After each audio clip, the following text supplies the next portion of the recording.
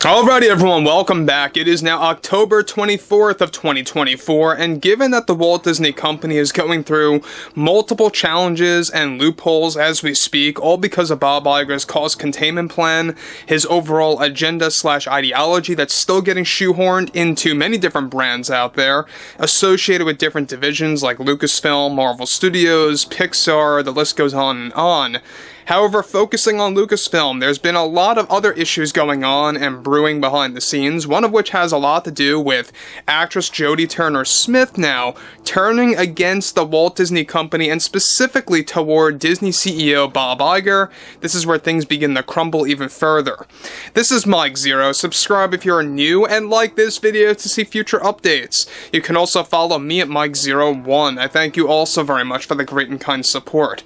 So we know that Bob Iger has made many terrible decisions over the past couple of years. He made very few good decisions. I think one of the best decisions that he has made, and I'm not defending him by any means, but the fact that he was the one to actually say, let's cancel the Acolyte Season 2, that's probably the only good thing that he has ever done in my book. And that's not defending him at all one bit. But when we focus on the reaction coming from Leslye Headland, Jodie Turner-Smith, amandla Stenberg, Kathleen Kennedy, they're not all happy about what Bob Iger and the Disney execs actually did there with the Acolyte Season 2. Now, focusing on Turner-Smith, this is where things begin to get even uglier when it comes to her overall stance against the studio heads, why they made that call to cancel the Acolyte, and how she goes on that blame game train yet again toward the general public and or supposed toxic Star Wars fans. Let's jump into this. Now, with the Walt Disney Company already going through numerous financial setbacks due to many failures by Iger and the Disney execs, one monumental development going on now involves more to do with Jodie Turner-Smith of the Acolyte series, where she recently went on the blame game train yet again about both the studios and the supposed toxic fan base that led to the Acolyte cancellation. Now, Smith delivered the following: I think it's about time studios step up with their game and play things differently with audience members that are throwing these narratives into society. And though I do blame toxic masculinity as the main contributor to why our show received the criticism that it did, I really do believe the responsibility all rests on Mr. Iger for making a big mistake on canceling a show that properly represented women. And that is something I don't respect coming from somebody of such significance high up at a studio like that, who could have represented or presented endless possibilities for women in the Star Wars realm. That was my dream, and that was Leslie's dream as well. And for them to not really provide us any kind of a future into a brand this large is quite insulting and disheartening to see after what happened with Season 2 of The Acolyte. And trust me, it was going to be the best way to represent women in live action under that Star Wars title. Leslye and I had conversations about where Season 2 was going to go, and it was brilliant. It would have been the best representation for the LGBTQ community, who more often than not are left out of the major motion pictures and television.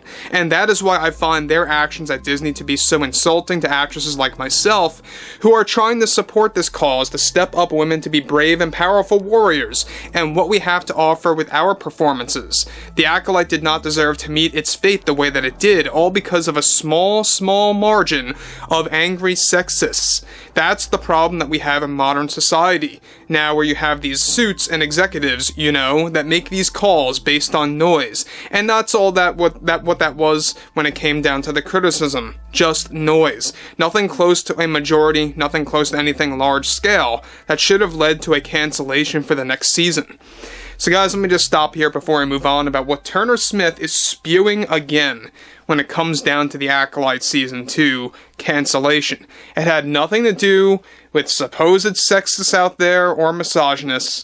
It all boiled down to the Nielsen ratings reports, and numbers do not lie. Ratings do not lie, because generally speaking, everyone disliked that show and universally rejected it for valid reasons. Abysmal writing, acting, performances, line delivery, even some of the studio sets looked very subpar, very cheap looking, and it really makes you wonder, how did hundreds of millions of dollars go into a project like this, where it looks so cheaply made when it comes down to the attire, to the set designs, the construction? Everything looked very cheap as far as I saw things. Even some sequences that involved CGI was very questionable at best, almost like it seemed unfinished. So that, I think, has a lot to do with how a lot of these Star Wars shows, by the way, they are pumped out like a machine. They are rushed. They always are. I remember when they made the Kenobi series, they got that thing wrapped up in just a short number of months when it came down to filming, and it really scratched your head there. Like, how did they do that so fast? Well, there you go. I mean, they really pumped these things out. But what's interesting about that is she goes on to elaborate further. The Witches of Brendock, they were going to be explored in greater depth in various projects that Leslye really was excited to do, and to have those like Mr. Iger make that decision at last minute after we had such optimism about a continuation for a show like this, it was truly upsetting to see that they are falling to the demands of misogynistic men that only want male leads in their shows. And that's another false claim, by the way. That's not the case at all. Look, I mean, as much I am of a critic of the Ahsoka series, that was one show that I think was more, accepted than the Acolyte ever will be, by a large margin of Star Wars fans out there, so you can agree or disagree with me on that. I wasn't a fan of Ahsoka, but at least that was a good way to present how Ahsoka was the female lead in that show, a very well-respected character in the Clone Wars and in Star Wars Rebels. And so I don't know where this claim comes from, where men do not want women in Star Wars shows at all. It really all boils down to great writing and great acting and a good story. I mean, that's why, fans loved movies like Kill Bill Volume 1 and 2 for a very good example there. I'm one of the best examples there. And it really just makes you wonder why these actresses act the way that they do. Well, it all boils down to they're not necessarily actresses, they're more or less activists, really posing as actresses at this point, as far as I see things. And she goes on to conclude, and that's the other growing problem in this industry. It's not just fandom culture, but how studio heads react to them, and the noise they make for attention. It's something that needs to be addressed time and time again, and I hold no regrets in doing that very thing. Ah yes, so it's attention. It's attention that we want. That's why we were making noise.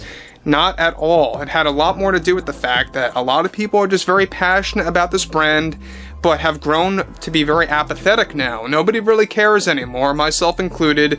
And when I mean I don't really care about the franchise anymore, I'm talking about how I don't really care about being excited for anything as much anymore. But the reason why we're discussing this when it comes down to the Acolyte is it's so absurd to see actresses like this say the things that they say about a series, about fandom culture, about how people reacted the way that they did, to the point where it needs to be called out. It needs to be, put out there. So overall, I think that Jodie Turner-Smith, Amandla Stenberg, and many others out there, they're all the same, especially when it comes down to Disney Star Wars hires. Those that are hired by Kathleen Kennedy of Lucasfilm.